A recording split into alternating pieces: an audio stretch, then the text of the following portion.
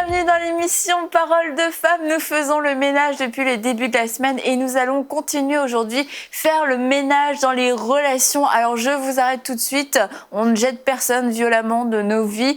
Le but de l'émission, ce n'est pas de faire un ménage brutal, un ménage qui nous arrange. Les gens sont importants aussi devant Dieu, donc on ne se sert pas des gens comme des objets qu'on prend et qu'on jette selon notre convenance. On veut vraiment marcher dans l'amour et dans le discernement. Cette chose étant dit, nous pouvons poursuivre. Bonjour à vous les Bonjour Annabelle. C'est pour ça qu'on n'a pas jeté d'ailleurs Magali et Mathilde. Hein. Je tiens encore à le repréciser en ce milieu de semaine. Elles ne sont juste pas là. Et Emmanuel est venu nous prêter main forte cette semaine. Merci à toi Emmanuel d'être venu. Arrête, on dirait que t'as pas l'air contente. Bon ben voilà. Je suis contente. C'est bien. Est-ce qu'on peut le passer en vous? Je suis contente. Donc, faire le ménage dans les relations, c'est vraiment un point important et je crois que c'est une émission très importante pour l'aborder de la bonne façon parce que c'est certain qu'on n'est pas appelé à être amis proches avec tout le monde, mais on est appelé à nous aimer les uns les autres. Alors, on va voir comment faire cet équilibre. Et puis pour commencer, un des premiers points qu'on aimerait aborder, c'est parler des gens qui ne veulent pas être avec nous en fait. Parce que quand on parle des relations, on pense peut-être à nous, les gens qu'on aime, ceux qu'on aime moins, etc. Ceux avec qui on voudrait prendre de la distance. Mais il y a aussi des gens, quelquefois, dans notre entourage, on veut vraiment qu'ils restent avec nous parce qu'on a marché ensemble, on a vécu des choses ensemble. Mais au final, on se rend compte que ces gens n'ont pas vraiment, en tout cas, n'ont pas l'air de vouloir marcher avec nous, qu'on marche plus dans la même direction. Alors que faire dans ces cas-là? Est-ce qu'on continue d'essayer de les convaincre de rester avec nous ou alors est-ce le temps de les relâcher? Mais je crois que, tu sais, les relations, comme tu dis, la première chose, c'est que c'est important. C'est important qu'on soit en relation les uns avec les autres. C'est important qu'on ait un réseau, qu'on ait des gens autour de nous, des gens qui vont nous aiguiser. Hein. Tel le fer aiguise le fer, l'homme s'aiguise au contact de son prochain. J'aime beaucoup ce verset, je le cite souvent. Ça. Et oui, parce que des fois, on est toujours, je crois, surtout dans la société actuelle, en un mode de recevoir. De là, je suis sur le chemin de ma destinée, qui sont des connexions divines qui vont m'amener où est-ce que je dois partir. En oubliant que nous aussi, on est appelés aussi à être dans la vie des gens et à investir dans leur vie, à les servir, à les bénir, à être vraiment une source pour eux. Et quand on arrive à un point où est-ce que nous, on a encore la révélation qu'on doit être ami avec quelqu'un, mais que l'autre personne a eu une autre direction, il faut avoir le discernement, comme tu as dit. Il faut être sensible pour connaître est-ce que le cœur de cette personne s'est tout simplement tourné contre nous, un peu comme dans le cas de Saül et David, ils étaient ensemble, puis à un moment donné, David venait jouer dans la maison de Saül, la harpe et tout. Puis après, quand Saül, son cœur s'est fermé envers David, il voulait le tuer. Oui. C'était sérieux. C'est radical. C'était radical, tu vois. Et des fois, dans la vie aussi, on a des gens avec qui on a marché, peut-être depuis l'enfance ou bien au collège. En tout cas, des personnes que nous, on a trouvé qu'on avait une bonne relation. Mais pour des raisons X et Y, la relation n'est plus comme ça. Alors, est-ce que c'est juste que le cœur de ces personnes se sont fermés, pas dans un mauvais sens de méchant, mais qu'ils sont juste passés à autre chose, ou bien peut-être aussi c'est que la relation est testée, en fait, et qu'il y a l'ennemi qui vient dans nos pensées. On a parlé lundi de faire le ménage dans nos pensées, et que dans nos pensées, peut-être que la personne, elle est dans une autre saison, elle est peut-être mariée, ou elle est peut-être déménagée dans un autre pays, et dans nos pensées, il y a comme une accusation que l'ennemi fait, une médisance que l'ennemi fait dans nos pensées, et ça change notre regard par rapport à la personne. On a l'impression qu'il y a un éloignement qui n'est pas là, c'est juste circonstanciel, mais nous, on le voit tellement d'une manière qu'on pense que il y a quelque chose qui est là. Donc, c'est vraiment important d'avoir le discernement pour pouvoir prendre soin de ces relations-là. Et puis pouvoir comprendre que oui, autant il y a des gens qui sont passagers dans nos vies, nous aussi, on est passagers dans la vie d'autres personnes, et que si c'est passé, de continuer à les bénir. Tu vois, des fois, on a l'impression quand quelqu'un nous a quittés, et là, on voit que du mal d'elle. C'est comme tu un vois? ennemi. Voilà, ça devient comme un ennemi. On ne voit que du mal de cette personne. Mais non, on a eu des bons moments. Et justement, au nom de l'amour, au nom de notre amitié, je me rappelais... de me dire quelque chose. Au nom de l'amour. Je me rappelais ces bons moments-là. Et puis, je vais chérir cette saison-là. Puis si je parle de la personne, j'en parle en bien, en fait. Parce que je me suis rappelée de tout ce qu'elle a fait dans ma vie. Amen. C'est important de toujours garder les bonnes choses, en fait. La Bible nous dit de ne pas méditer le mal. Et c'est important vraiment qu'on a des personnes autour de nous, de toujours faire ressortir le bien des personnes et de méditer le bien par rapport aux personnes. De telle sorte que s'il y a une évolution dans la relation, mais tout simplement qu'on puisse comprendre, il faut qu'on faut qu'on devienne mature aussi, j'ai envie de dire, dans notre vie, parce que parfois, il n'y a même pas de problème. C'est juste qu'il y a eu un éloignement naturel qui s'est fait comme ça. Mais la maturité veut qu'on le comprenne aussi quelque part, qu'on comprenne que peut-être c'était... c'est pas qu'on est devenus ennemis, mais c'était une amitié peut-être saisonnière. C'était quelque chose qui devait arriver à ce point-là. Et peut-être pendant cette saison-là, un peu diminuer. Et peut-être qu'il sait, peut-être demain, ça va reprendre. On ne le sait jamais pour taxer quelqu'un d'ennemi, parce que la façon dont Dieu nous a créés, vraiment, on a besoin les uns des autres. La façon dont Dieu nous a créés aussi, il y a des périodes où on sera OK, je vais dire ça comme ça. Puis aussi des périodes où on sera un peu moins OK. Maintenant, si, parce qu'on est OK, on estime que les autres, du coup, ne sont plus à notre niveau, mais ça veut dire que quelque part, on n'est pas en train de bien réfléchir parce qu'on ne sait pas ce que sera demain. Donc, c'est vraiment garder toujours cette attitude d'amour et d'ouverture en respectant, bien sûr, la volonté des gens. On ne force pas l'amitié non plus. On respecte la volonté, mais on est ouvert pour de meilleures relations. Toujours quelquefois de regarder aussi dans notre sens. On regarde les gens qui nous quittent ou les gens qui s'éloignent de nous, et puis on peut d'un seul coup se sentir trahi ou délaissé, et puis d'un seul coup, amis deviennent ennemis. Mais de se dire, bah, nous aussi, on s'est quelquefois éloignés de certaines personnes, et pourtant, bah, on déteste pas cette personne. On sait dans notre cœur qu'on voulait pas du mal à cette personne. Et quelquefois, on a du mal. On oublie, nous, comment on vit les relations, comment on les reçoit, ce qui nous fait du mal ou ce qui nous fait du bien. Parce qu'on est tellement centré sur nos besoins, nos ressentis, nos émotions par rapport à ce que l'autre fait. Quelquefois, la personne, elle fait un truc que nous, on fait exactement dans une autre relation. Et puis, on trouve ça vraiment bien. Enfin, on voit pas le problème, on comprend pas pourquoi la personne est blessée. On se dit, elle a besoin de travailler son caractère, besoin d'être plus mature. Mais toi, on le fait dans une autre relation, puis tu te sens rejeté, tu te sens trahi. Se dire, bon, bah, faut trouver un équilibre aussi là-dedans, puis être honnête avec soi-même.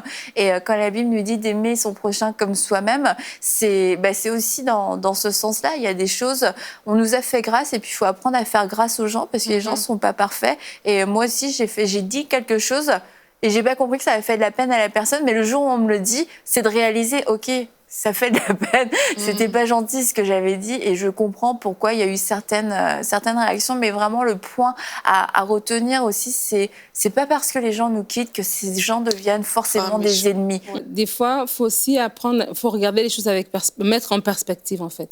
Des fois, on est tellement centré sur nous-mêmes, comment on vit la chose, comment on la réalise, ne sachant pas que l'autre personne aussi, elle vit des choses. Et des fois, l'autre personne, elle ne s'est pas éloignée à cause de toi. Toi, peut-être, tu n'as rien à voir. Elle a des choses dans sa vie. Il y a plein de choses qui se passent pour elle. Et elle ne t'a même pas calculé dans le sens qu'elle s'est éloignée de toi. C'est juste que c'est la pression dans sa vie, l'épreuve dans sa vie est tellement forte qu'elle ne peut pas apporter votre amitié. Et dans ce moment-là, soit cette personne qui va prier pour ton ami à distance pour dire « je ne comprends pas, on était ensemble, je la connais, je connais son caractère, et là, je vois autre chose. Mais Seigneur, vraiment, assiste-la, aide-la, fortifie-la. » Puis peut-être qu'elle traverse des choses qu'elle t'a peut-être pas dit, parce que c'est dit, bon, moi, je la connais dans le cadre de l'église. Si je lui dis que là, je suis tombée dans quelque chose, elle va me juger, donc je me retire. Et là, tu te dis, ah, elle s'est retirée de moi. Mais en fait, elle traverse quelque chose. Et des fois, juste porter les gens en prière. Les gens en prière, intercéder pour la personne. Si vous avez une relation avec elle, ça veut dire que c'est une bonne personne. Vous la connaissez, vous connaissez son caractère, priez pour elle. Et si la relation entre vous deux n'est pas restaurée, c'est pas grave. Mais elle va être enseignée, le Seigneur va lui parler, le Seigneur va la porter, elle va être fortifiée. Et quand elle aura une nouvelle relation, elle sera mieux gérée, en fait. Pour dire que si elle a un problème, elle ne s'éloigne pas, mais elle va se confier, etc. Et donc, du coup, vraiment, ça fait toute la différence. Vraiment, j'encourage les gens à avoir, comme ce verset de Philippiens, vraiment d'avoir vraiment des bonnes dispositions de cœur, de vraiment de pas penser de manière, de pas méditer le mal, vraiment que tout ce qui est digne d'approbation soit vraiment l'objet de nos pensées. Vous buvez les paroles de Nadine. Donc... Mais je suis d'accord avec tout ce que vous avez dit. Mais... Sauf... non, mais oui. Mais je pensais aussi... ce que le Seigneur nous dit dans la parole, de garder notre cœur, vraiment plus que toute autre chose. Et c'est vrai que c'est important aussi que nos amis proches vraiment soient ce que le Seigneur nous a destiné en fait, parce que on donne accès à notre cœur et il faut pas qu'en fait les personnes proches puissent venir semer des choses en nous qui pourraient nous amener ou qui pourraient nous tirer aussi vers le bas. Mais aussi, des fois, on est tellement centré sur soi-même, tellement toujours vers nous-mêmes, nos propres besoins, ce qu'on a besoin. On a besoin de tel ami, on a besoin de telle connexion, qu'on oublie que nous, on doit être aussi le besoin de quelqu'un, en fait, que quelqu'un a besoin de nous. Et on voit toujours nos relations et ceux qui peuvent nous tirer vers le haut, mais on voit pas ceux qu'on peut tirer, en fait, qui sont plus vers le bas, entre guillemets, que l'on pourrait aussi élever juste par notre attitude, juste par nos conseils, juste par juste la relation qu'on aura bâtie ensemble. Et c'est vrai qu'il y a plusieurs cercles dans la vie de relations, mais c'était vraiment ça. Moi, j'avais à l'esprit aussi de pas toujours se concentrer sur soi, mais de vraiment penser aussi aux personnes que l'on peut aider et élever, parce que nous-mêmes, on apprend dans ces relations-là. Et le Seigneur veut nous utiliser aussi avec les personnes qui ont besoin. C'est sûr que les relations dans lesquelles on va s'investir, on va donner, c'est des relations qui coûtent en fait, parce que là, on n'est pas en train de recevoir.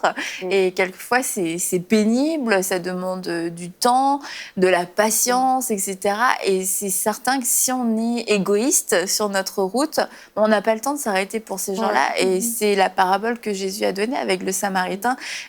Les gens, le sacrificateur est passé, le prêtre, ils sont passés, il s'est rien passé parce qu'ils se sont juste pas arrêtés. Et je crois que Dieu prend plaisir justement au fait qu'on puisse s'arrêter, qu'on puisse aimer, qu'on puisse écouter. Et Jésus ne cherchait pas, il le dit, c'était les pharisiens, ça c'était vraiment le truc des pharisiens, de chercher la première place dans les synagogues, de chercher tous les honneurs publics, etc. Et Jésus a été avec les gens du peuple, avec la foule. Il était avec ceux qu'on appelait les gens de mauvaise vie. Et c'était pas facile, j'imagine, à gérer à cause de la pression. On aurait attendu que Jésus, le Fils de Dieu, puisse aller dans les grands banquets, puisse aller dans les hautes sphères politiques, etc. Non, Jésus a décidé de donner sa vie et puis d'investir, de prendre des pécheurs, de prendre des hommes et puis d'investir en eux, de les enseigner, qu'ils le suivent, même s'ils étaient parfois super pénibles, c'est certain. Jésus les a gardés et Jésus les a enseignés, les a bénis, il a prié pour eux et c'est toujours notre modèle. En fait, Annabelle, quand on parle de relations, c'est vraiment l'amour qu'on doit mettre en avant. Parce que de nos jours, quand on parle de relations, comme Emmanuel disait, on voit toujours... Bon, c'est sûr que les connexions divines, c'est un bon mot, mais on voit toujours le mot connexion, lié, poussé, amené quelque part, etc. Mais en fait, c'est parce qu'on a remis les relations à ce niveau-là. Mais quand Dieu il crée l'homme pour être en relation, mais il nous crée pour qu'on puisse fonctionner dans l'amour, en fait. Et quand on repositionne nos relations sur la base de l'amour, mais ça change. Quand on va vers quelqu'un en premier, vraiment, c'est pour aimer les gens. C'est pas en fonction de ce que la personne a à nous donner ou à pas nous donner, mais c'est vraiment pour aimer d'abord les gens. Et vraiment, en faisant ça, comme Annabelle, tu dis, c'est comme ça que Jésus-Christ est, en fait. C'est juste qu'il aime les gens. C'est ça. Il y a pas de calcul derrière. Et vraiment, c'est un peu ça le sens de mon intervention, c'est de dire que quand on regarde aux gens, qu'est-ce qu'on voit d'abord? Si on commence à voir, ok, non, avec la personne là, je vais pas aller quelque part, ça veut dire qu'on n'est pas dans... Il y a un désordre. Là, on est en train de parler de faire du ménage. Dans notre façon de percevoir les personnes en face, il y a un désordre et toutes les relations qu'on va construire risquent d'être bâties sur ce modèle-là. Et là, quand il y aura justement les séparations, comme on parlait tout à l'heure, la séparation va facilement venir parce que la personne n'a plus rien à t'apporter. Ou alors, tu n'auras pas d'intérêt vraiment pour la personne qui est en face de toi, mais ce n'est pas le type de relation que Dieu nous demande d'avoir. Vraiment, Dieu nous demande d'aimer les gens, et aimer, ça signifie être intéressé par la personne. La personne qui est en face de moi, elle a des besoins. La personne qui est en face de moi, elle a peut-être des défis, elle a différentes choses. Et c'est aussi parler avec les gens, tout simplement. Quand on parle avec quelqu'un, la personne peut te dire, écoute, je ne te veux plus comme ami. C'est légitime, mais là, tu comprends sans te faire des a priori. Pas juste... D'habitude, quand quelqu'un, par exemple, s'éloigne de nous, ben là, tu vas faire des scénarios dans ta tête. Mais si vous avez une relation vraiment saine, où vous vous aimez tout simplement, tu peux t'approcher de cette personne pour lui dire, mais je remarque que depuis un certain temps, tu es un peu distante. Et au nom de l'amour. Et puis là, juste en parlant, mais en aimant les gens, en fait, c'est vraiment la motivation de l'amour qui doit nous pousser. Et quand l'amour nous pousse, moi, je suis sincèrement convaincue qu'on peut parler, on peut se dire des choses et que l'amitié change, en fait. On n'est plus dans l'exploitation, mais on est vraiment dans le cœur sincère vis-à-vis des gens.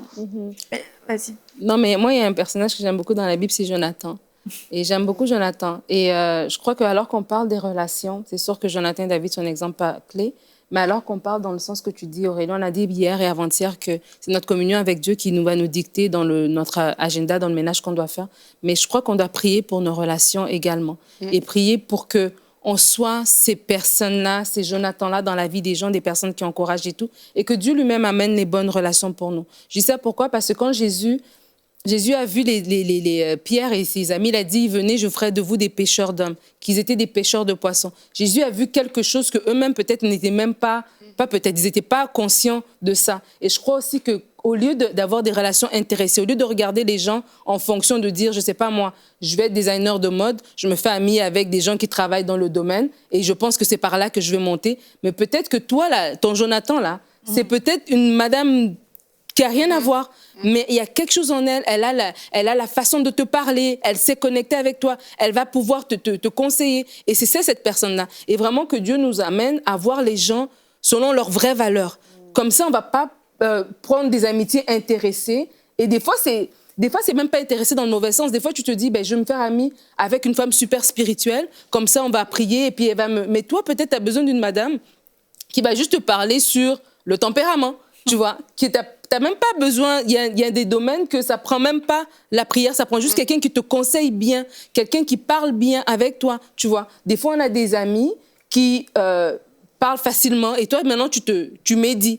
Mais des fois, c'est juste d'avoir des gens qui parlent bien, tu vois, c'est pas profond, mais ça t'amène à découvrir un autre côté de toi. Parce qu'il y a des gens avec qui tu es qui font ressortir un aspect de toi que le Seigneur ne veut pas. Il veut travailler pour enlever ça, donc il te met avec des gens qui vont nourrir autre chose, en fait, qui vont te présenter la vie différemment. Tu te rends compte que, tiens, il y a une simplicité, je sais pas. Donc, ça dépend, mais ça s'adapte à chaque personne. Et c'est vraiment important de mettre ces relations devant Dieu parce que des fois, il y a des relations que Dieu nous demande, non, c'est pas ça, moi, je te veux ami avec telle personne. Puis tu résistes, en fait. Tu résistes. Mais vraiment, quand tu laisses le Seigneur, vraiment, tu dis, Seigneur, mes relations doivent te glorifier. Et tu vas voir que peut-être tu as besoin d'être la première, puis Dieu veut que tu sois la seconde. Il te met dans une relation où c'est toi qui vas aider, c'est toi qui vas servir l'autre. Mais dans cette relation-là, va aussi t'apprendre. Donc vraiment, c'est important d'être flexible et vraiment laisser le Seigneur prendre le devant et nous guider aussi dans ces choses-là. Mais c'est vraiment important d'insister sur ce côté-là parce que souvent, comme on l'a dit depuis le début de l'émission, c'est plus à l'inverse. Les gens qui viennent nous polluer, les gens qui nous retardent, les gens qui ceci, qui cela. Mais je crois que ça vient peut-être du fait qu'il y a eu beaucoup d'enseignements sur les relations et c'est bien, je veux dire, d'enseigner sur les relations, comme c'est bien d'enseigner sur la prière parce que lorsqu'on est ignorant, lorsqu'on manque d'éducation, on fait n'importe quoi, on va dans tous les sens. Mais quand c'est pas motivé par l'amour, c'est juste des principes qui sont vides et ça devient des calculs, ça devient des comme quasiment automatique. Si je dis ça, ça va produire ça chez la personne. Et si ça produit ça, après, on va pouvoir construire une relation. Mais là, on est dans un stade. Et puis, c'est comme t'évalues tout, t'évalues tout le monde. Et l'amour est, je crois, plus spontané quelquefois, mais va nous amener beaucoup plus loin que tous ces principes. Parce que des principes sans la parole de Dieu, sans l'amour, pardon, c'est vide en fait. Et puis c'est comme ça que fonctionne la société. Et puis on voit que la société, au niveau des relations, c'est beaucoup d'intérêt. Et on veut pas devenir comme ça parce que on a entendu des principes, mais on n'a pas été transformé de l'intérieur. Et la Bible dit aime Dieu et aime ton prochain. Aime Dieu, aime ton prochain. Il y a vraiment une grande importance aux yeux de Dieu, et je l'ai déjà dit, mais parce qu'à chaque fois que je le lis et que je le relis, ça me choque en fait. Les choses que Dieu déteste. Dans les choses que Dieu déteste, il y a les yeux hautains, les yeux qui méprisent. Et et en fait, tu regardes même dans les choses que Dieu déteste, c'est tout en rapport avec ton prochain. C'est la manière dont tu traites ton prochain, la manière dont tu peux t'élever ou tu peux rabaisser l'autre.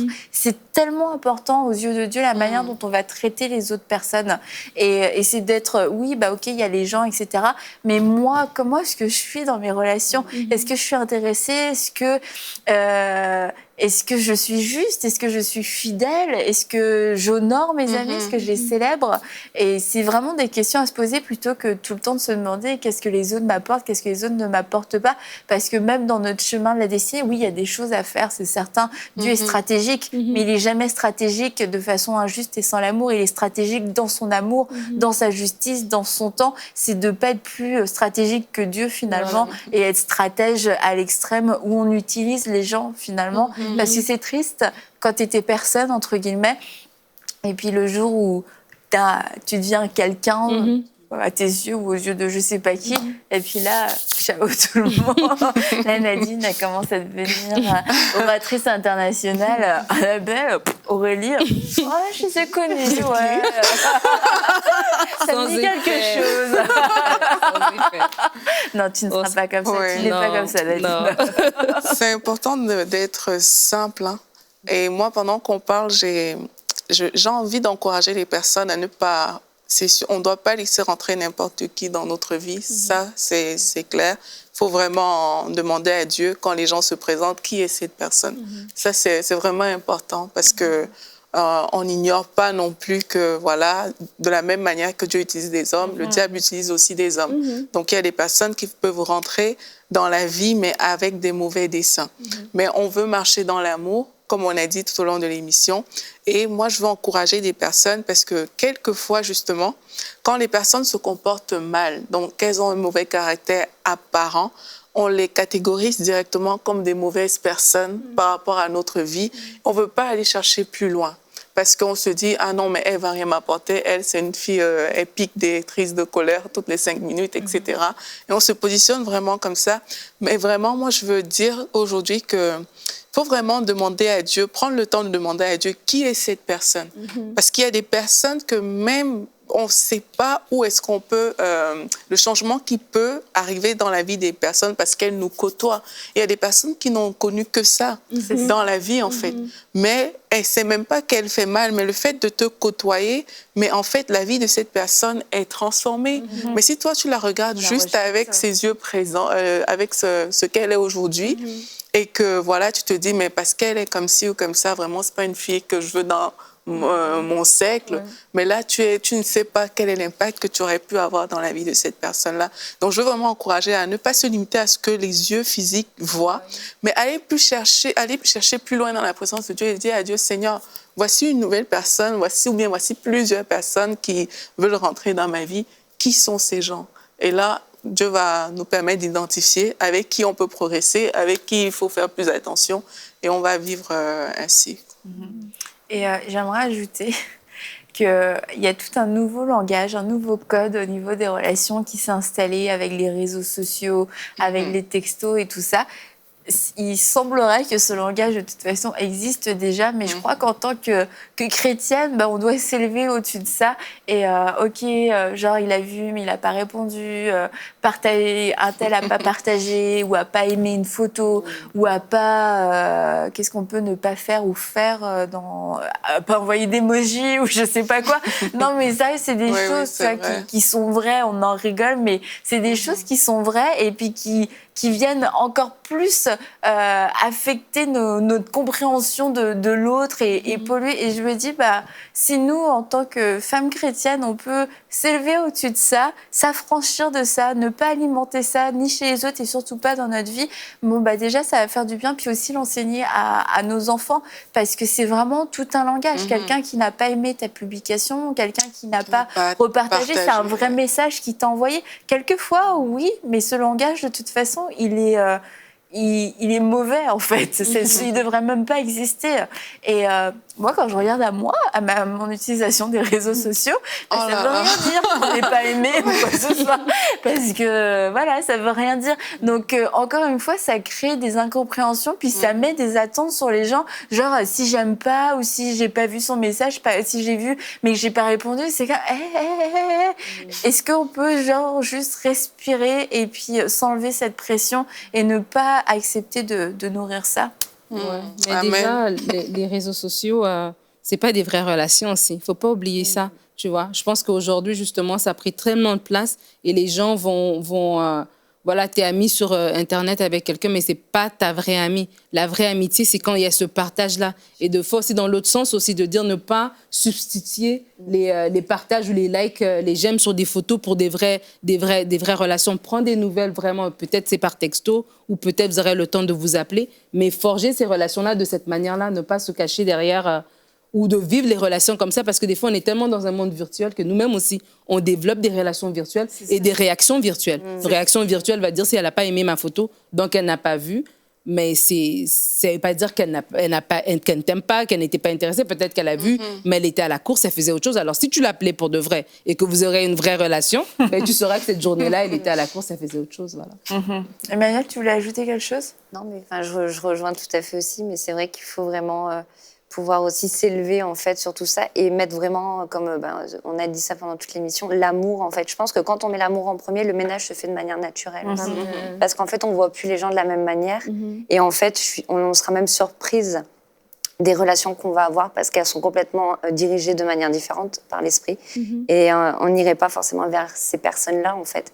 Et c'est vraiment la clé, c'est toujours la communion avec Jésus, mais vraiment d'aller chercher dans la communion avec Jésus aussi et de toujours voir en fait avec les yeux d'amour de Jésus, de toujours regarder l'autre comme Jésus voyait les autres personnes. Et c'est ce qui va faire en fait un ménage tout simplement naturel. Sans... Des fois, je pense qu'on se met trop de pression. Est-ce que cette personne-là, c'est la bonne personne? Est-ce que c'est pas la bonne personne?